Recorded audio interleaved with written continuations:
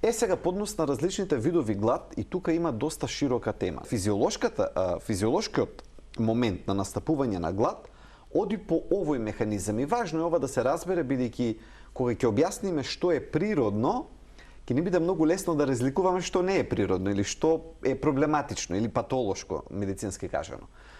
Нормалниот пат е тој: земаме храна, се покачува ниво на одредени хормони во телото кои што ни велат стоп, му велат на центарот за глад во нашиот мозок дека повеќе храна не ни треба.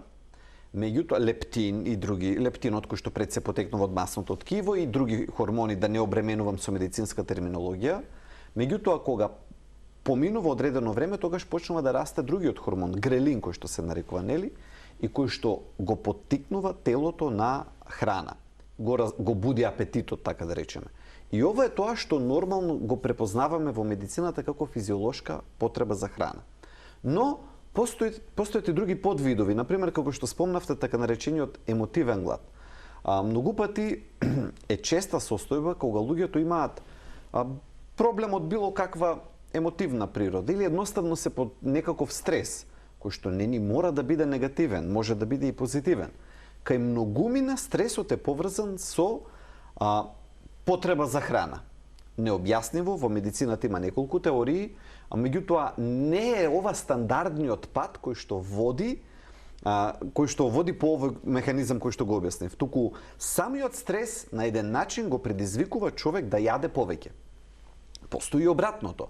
Обратното е кога заради стрес има луѓе кои што престануваат, не можат да јадат, едноставно престануваат да јадат и стресните периоди им се одразуваат преку тоа да слабеат.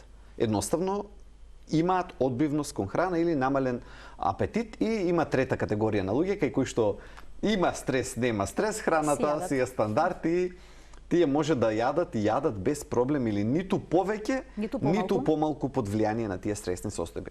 Ова е од старт важно да се разбере цела оваа палета на различни одговори кај различни луѓе. Би си дозволил да кажам и дека, иако вака има можеби 3 или 4 големи групи, веројатно колку луѓе има и толку различни начини на стимулирање на гладта и одговорот кон тоа.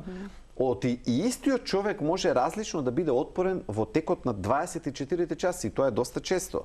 Например, има луѓе кои што првата половина од денот немаат скоро и никаква потреба од храна. Не јадат до 12, до 1, до 2, а за жал е присутно и обратното. Пред спиењето или навечер